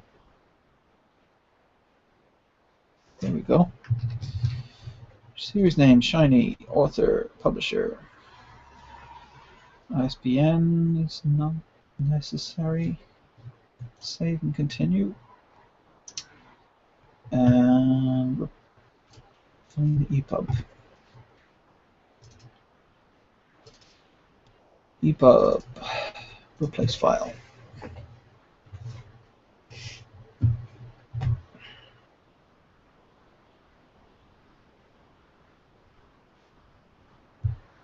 And the one thing to mention about the Kobo editor, or the Kobo uploader, at least for me, is that so on KDP, you can upload your book and then you can preview it to see what it'll look like in Kindle. If you preview the Kobo EPUB book, it screws it up, like pretty majorly. So you have to kind of just trust that the conversion has worked. You can't really preview it. Okay, I'm just checking on my own PC because I've. Okay, that seems to be okay. And next, no DRM, and I own the worldwide rights. Currency, $3.99, not $2.99, and $3.99 in the UK. And the rest of them are already good. Publish your book. Your book is now published. Okay. So that's that done. Next one, Smashwords. And Gumroad I'll have to do next. And Goodreads. Is there anything else? I don't think there's anything else. So, Shiny New Swindle, upload a new version. And browse for the EPUB.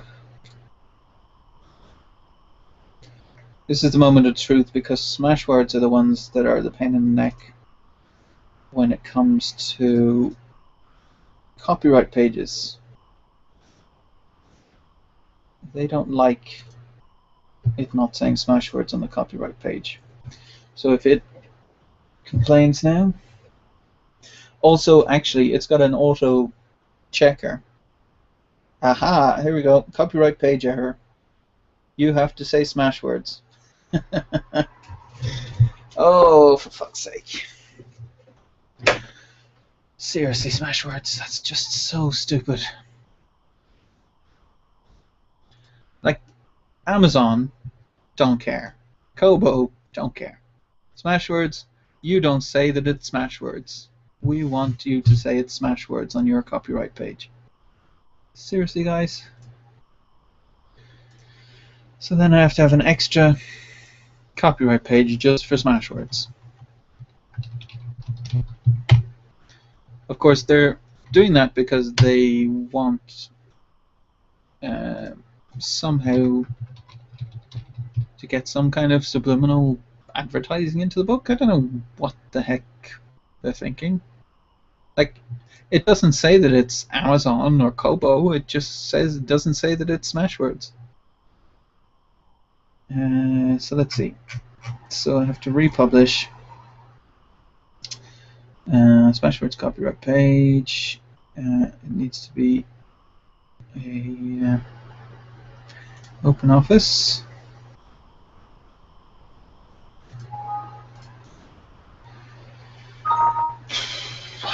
And an EPUB. No, damn it. That wasn't what I wanted to do.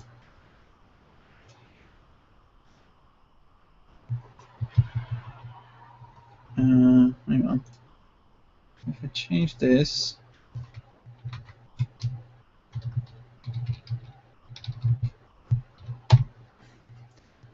Ow. Oh. Oh, we're back. I've been sitting too long.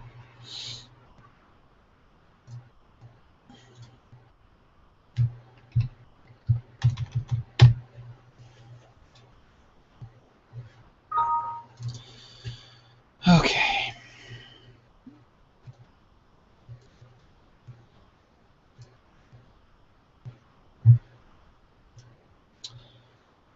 Publish version. Let's see. Let's delete the docx because that's going to confuse me later. Open office. Open with open office.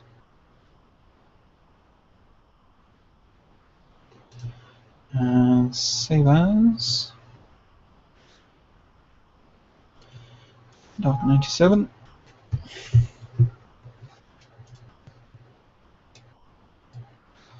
And I'll double check it.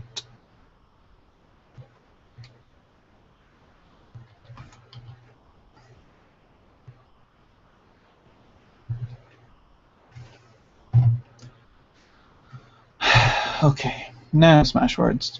Will you be happy?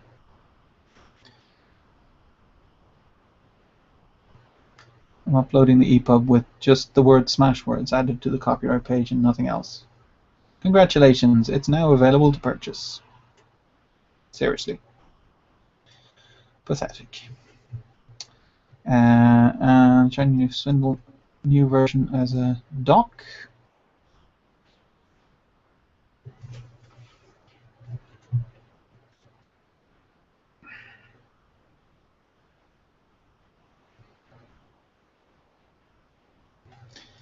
Everything but an EPUB.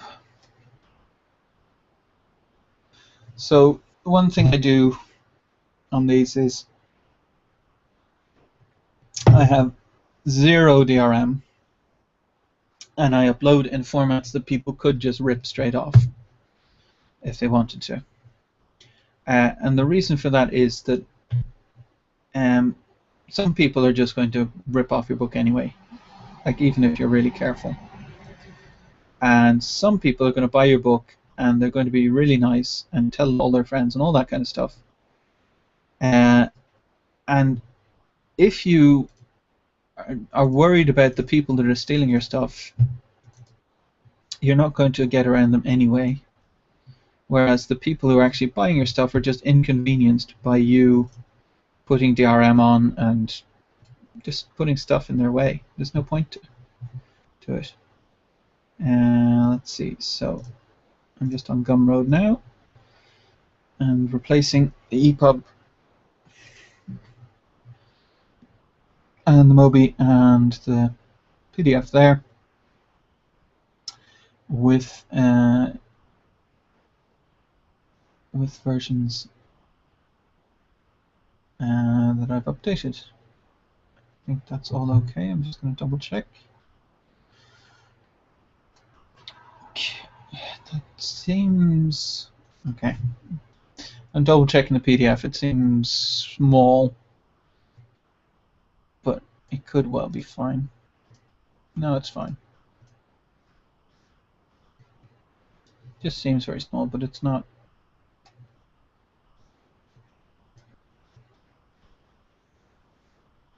Yes, PDF is just has a better compression than Mobi and EPUB.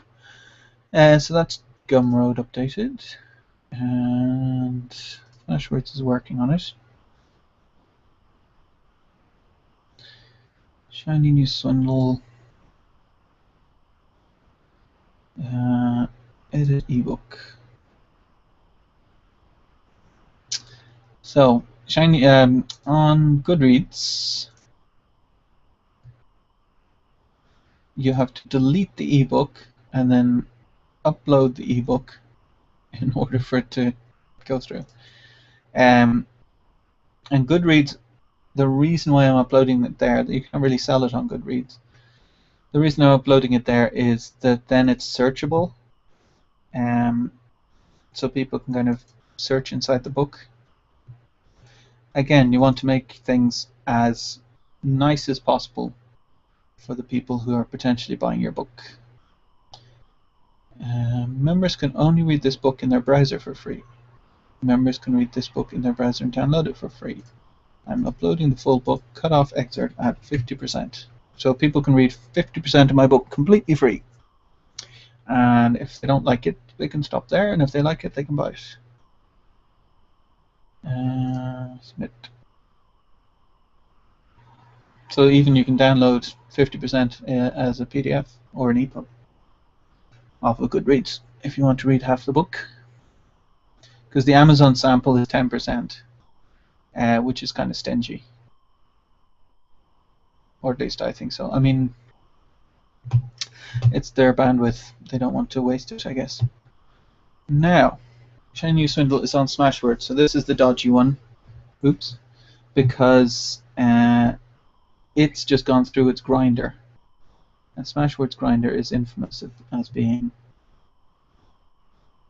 not optimal, put it that way. So for instance, I'm just going to share this so you can see. If I can find an image here, like it's kind of squished them a bit. Like the images are a little bit squished, even the text is kind of squished in the PDF there. So that's not great, but it's really impossible to get stuff through. Like what I really want is that I can just upload everything directly. That'd be so much easier. Okay, that's illegible, but I guess I can change that so they can't read online.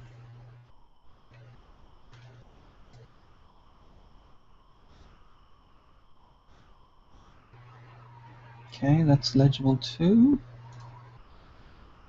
Just checking all the different versions that I can check. So usually when I've checked one or two, you can even see the doc. And yeah, that all seems to be fine. I've sold one at Smashwords so far, so that's pretty good. Like, it doesn't sound that good, but Smashwords is kind of it's not a big supplier. Like, it's not got a big market share, so even selling one or two isn't bad.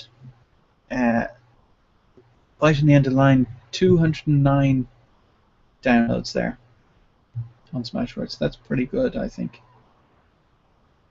Like on Amazon, I've had thousands and thousands of downloads, like tens of thousands.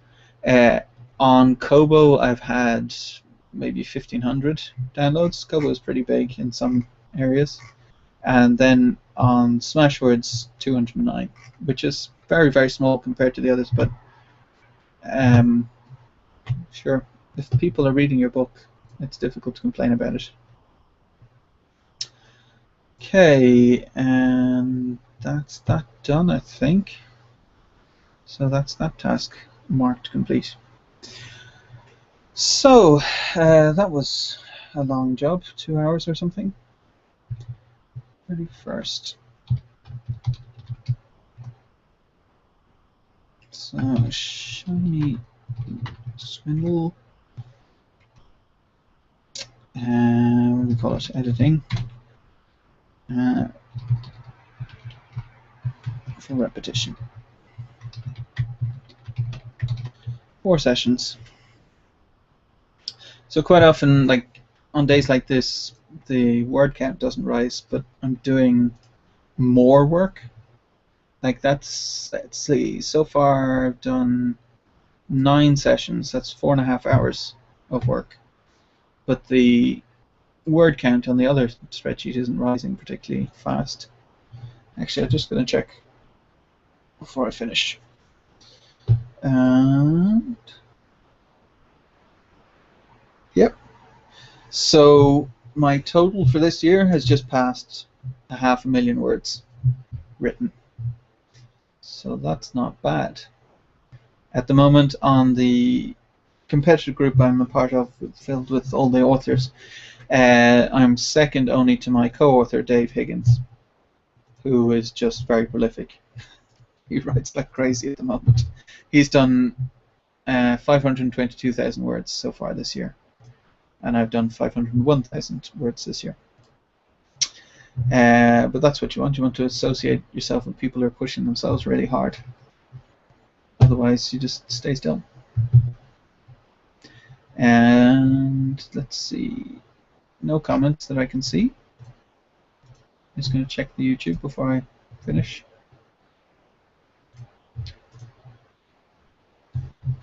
The YouTube comments thing is kind of glitchy. So it may be... Nope, nothing there. Hi there, welcome back to Writing on Air, and now I'm talking to myself. Okay, so that's it for this video, I think. Accomplished quite a lot. So we've now got an initial outline for Bytarend Revolution. We've got an updated version of Shiny New Swindle. We've got a snowflaked outline of Shiny Iron Curtain. The next task I have on my list, which I'll see if I can do today, is recording Hard Vacuum 1 as an audiobook. Hard Vacuum 1 is quite short, it's about 11,000 words, and I've never done an audiobook before. So I'd like to try and record it as an audiobook as an experiment. It might be a complete disaster, but it's going to be me reading it out. I'm not a professional audiobook actor, but then I'm thinking that the audiobook will be probably free, maybe cheap. We'll see. The disadvantage of being in Norway, where I am, is that I think I haven't investigated it enough, probably, but I think I'm not allowed to upload to ACX directly. ACX is Amazon's audiobook service. They're like KDP publishing, but for audiobooks. So I'm going to investigate. This is going to be a big experiment to see if I record Hard Vacuum 1 as an audiobook, if I can then upload it to ACX, and if I can't, I'll put it on Podiobooks, which is a website with lots of free audiobooks. And also put it out on iTunes as a podcast and stuff like that. So that's the plan for the rest of the day. But in the meantime, I need to take a break from the chair because I've been sitting too long. And my voice is getting a bit hoarse, so it's kind of not an opportune day maybe to do an audiobook, but I'm going to try anyway.